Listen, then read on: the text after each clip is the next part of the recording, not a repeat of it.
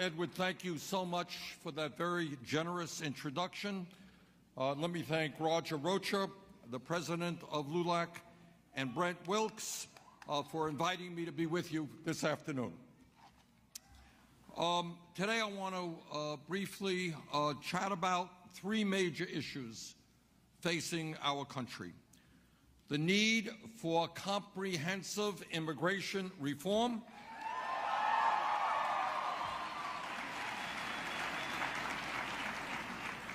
the need for an economy that works for all of us and not just the 1%, and the need to fix a criminal justice system that is severely broken.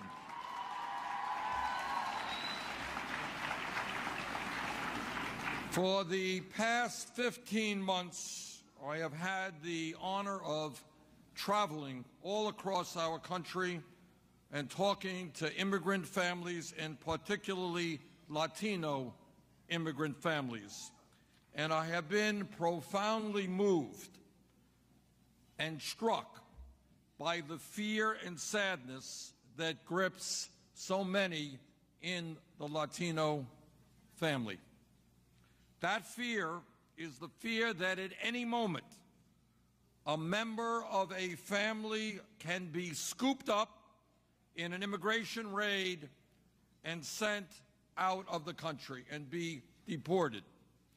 I have spoken with many, many children who have told me with tears streaming down their face that every day when they go to school, they are afraid that one of their parents may not be there at home when they return from school.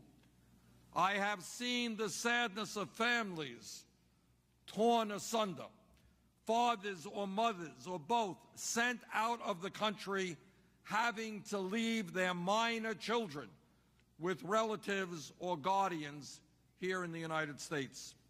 A U.S. service member, an active duty U.S. service member, told me about his spouse, his wife, who was deported while he was serving the United States military. A 12-year-old boy talked to me about the need, his desire to be reunited with his mom. Let me be very, very clear. It is wrong, it is immoral, it is unjust to see that situation continue. And together we have got to change that. I myself know something about immigration. I am the son of an immigrant who came to this country at the age of 17. When my father came here, he had no money and he could not speak a word of English. I grew up in a largely immigrant community in Brooklyn, New York, so I have some understanding of the immigrant's experience. My father came to this country for the same reason that so many people did and still do come to this country today: to create a better life for themselves and for their families. My father's story, my story, the modern immigrant story, is the story of America, and it is a story that must be celebrated.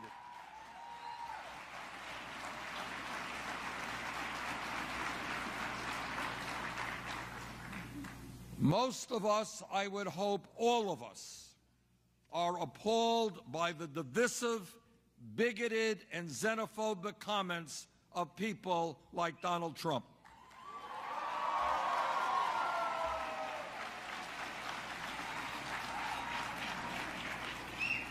His slander, his lies about the Latino community are unacceptable. His labeling of Mexicans as rapists and criminals repulses all Americans of goodwill. This kind of rhetoric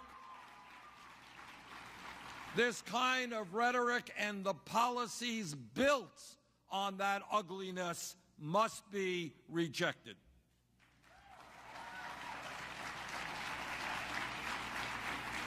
And I intend to do everything I can to make certain that Donald Trump does not become the next President of the United States.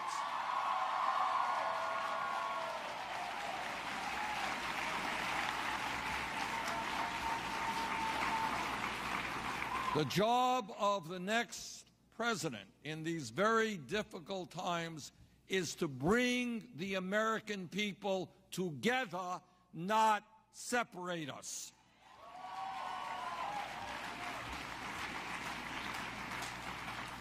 Pope Francis has said that we should be building more bridges, not more walls, and we should treat our fellow human beings with dignity and respect. Pope Francis is right. Donald Trump is wrong.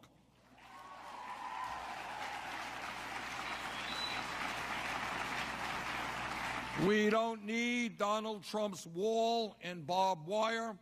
We need to fix our broken immigration system. The reality is that every single day, today, tomorrow, and the day after, undocumented people are being exploited on their jobs because they cannot stand up for their rights. Undocumented workers are being paid wages that are illegal. They are being overworked, and they are not getting the paychecks they are entitled to. That is unacceptable.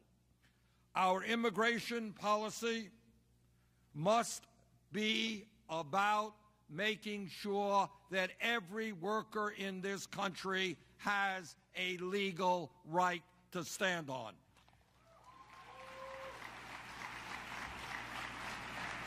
And if the Republicans in Congress continue to obstruct,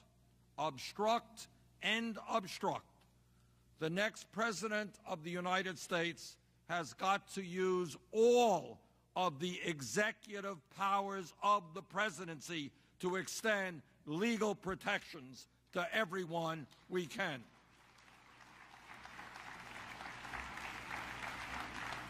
We need to end the current deportation machine that exists in the United States that is dividing so many families and sowing so much fear. The rounding up of families that happened around Christmas time and continues to happen must end. And that means we need to provide temporary protected status to Central American families and children.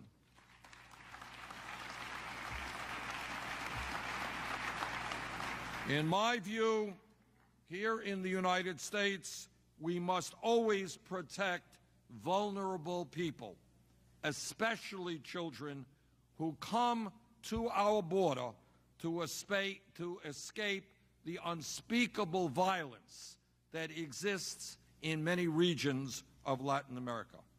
Let us not forget that those children who arrived at our border to escape drug gang violence in places like Honduras and other Central American countries are in desperate need of assistance. We cannot turn our backs on those children.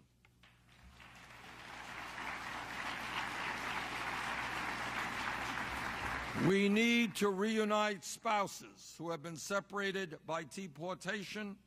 We need to reunite children with their parents.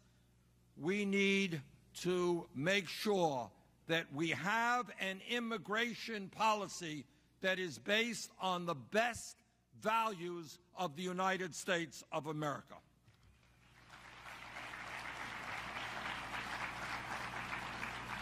Over the past several weeks, Secretary Clinton's campaign and my campaign have been working together to write what I believe is the most progressive platform in the history of the Democratic Party. Let me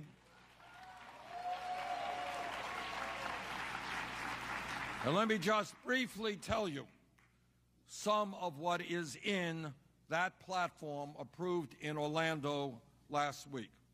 The Democratic platform calls for a pathway to citizenship for 11 million aspiring Americans.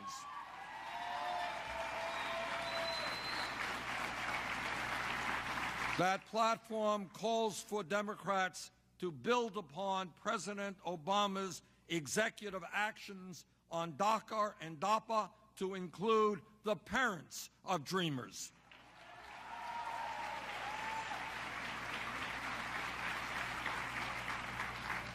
That document calls on Democrats to fight to end family detention. It says that the Democratic Party will fight to end the disastrous 3-year, 10-year, and permanent bars. It says that we will fight to ensure that all Americans, regardless of immigration status, must have access to quality health care. That means expanding community health centers, allowing all families to buy into the Affordable Care Act exchanges, and supporting the rights of states to open their public health insurance programs to all people. The Democratic platform calls for an end to private prisons and private detention centers.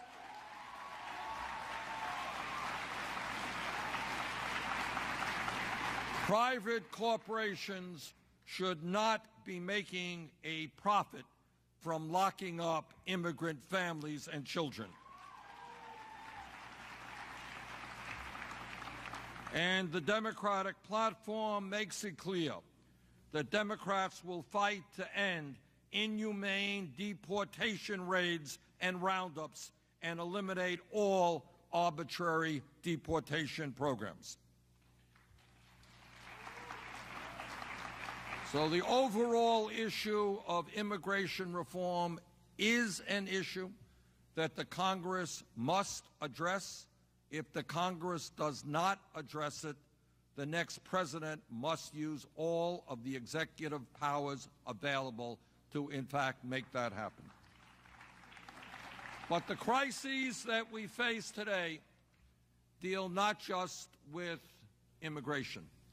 They deal with an economy which, for the last 40 years, has seen the middle class of this country shrink and shrink and shrink, has allowed today 47 million Americans to live in poverty, and has today created a situation where almost all of the new wealth and income being created is going to the top 1%.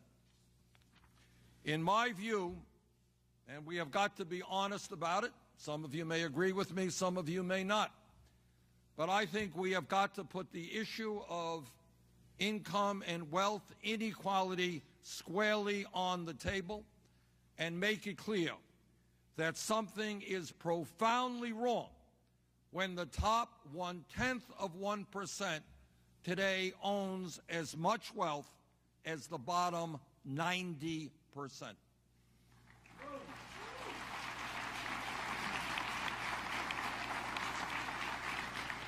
There is something profoundly wrong when the 20, that's all, 20 wealthiest people in this country own more wealth than the bottom half of America, 150 million people. There is something profoundly wrong when 58% of all new income generated today is going to the top 1%. So what we have, in a broad sense, is an economy where most people are working longer hours for lower wages. An economy in which the United States has the highest rate of childhood poverty of almost any major country on earth.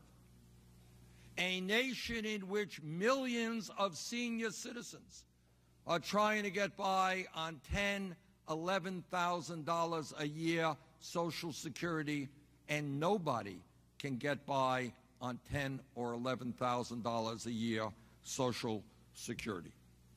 What we have today is a rigged economy, an economy in which millionaire hedge fund managers pay an effective tax rate lower than middle-class workers. We have an economy in which profitable corporations making billions of dollars a year in profit can stash their profits in the Cayman Islands and in other tax havens and not pay one nickel in a given year in federal income taxes. We need to create an economy that works for all people, not just wealthy campaign contributors. Now, what does that mean? What does it mean? It means that we need to understand that the current federal minimum wage of $7.25 an hour is a starvation wage. That minimum wage, in my view, should be raised to $15 an hour.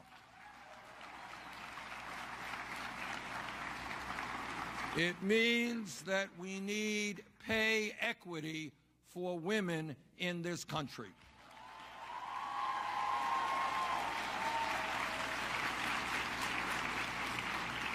Nationally, women earn about 79 cents on the dollar compared to men. Hispanic women make 55 cents on the dollar compared to men.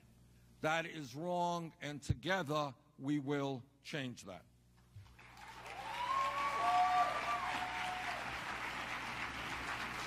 We have got to understand that real unemployment today is not what you see on the front pages of the papers every month. Official unemployment is around 5%, but that number does not include Americans who have given up looking for work or are working part-time when they want to work full-time. Real unemployment in this country is close to 10%, and in communities throughout America, that number is significantly higher. And that is why, in my view, we need a massive federal jobs program, rebuilding our crumbling infrastructure to put millions of Americans back to work.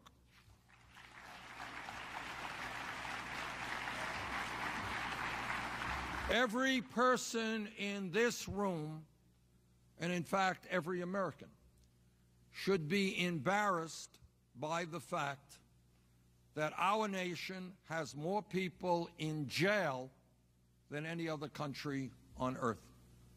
China is a communist authoritarian country which does not tolerate dissent particularly well. They have 4 times our population. We have more people in jail than China does. We have 2.2 million people in jail.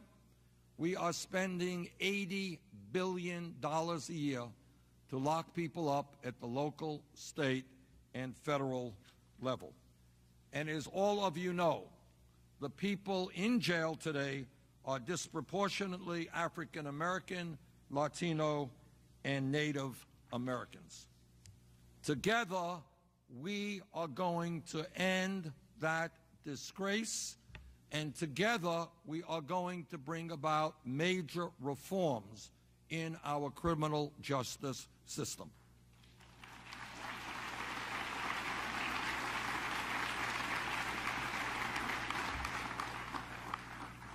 It is no secret, and one does not have to be a PhD in sociology to figure out that when you have youth unemployment in communities around this country of 30, 40, or 50%, when you have kids hanging out on street corners who are not in school, who have no jobs, many of those young people will do destructive and self-destructive things. It seems to me to be eminently sensible from both a humanity point of view, a humane point of view, plus a financial point of view, to invest in our young people, to invest in jobs and education, not jails and incarceration.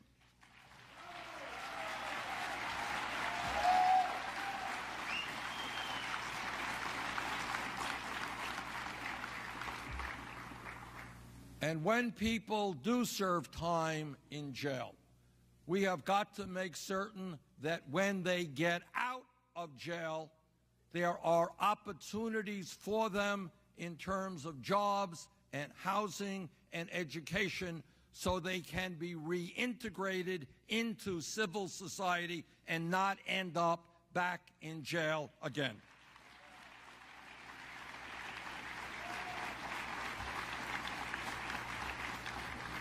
This country faces enormous problems. I've touched on just a few of them. Immigration reform, a broken criminal justice system, an economy that continues to see the middle class shrinking. We have a crisis in climate change.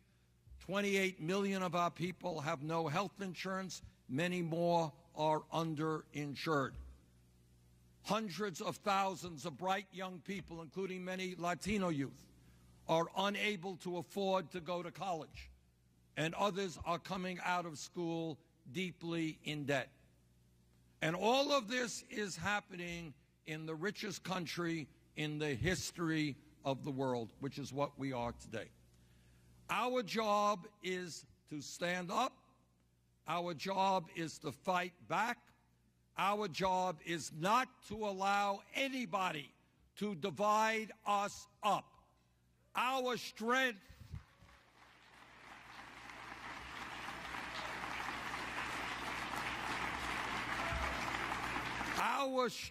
and this is not rhetoric, this is reality. Our strength and what makes this country so unique is, in fact, our diversity.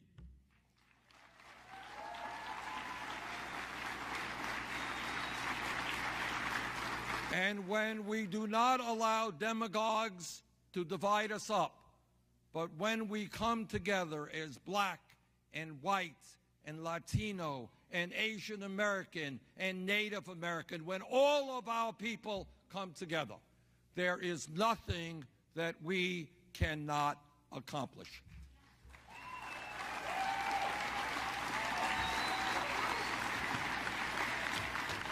I thank LULAC for all of the work that you have done for so many years, and I look forward to continue working with you. Thank you all very much.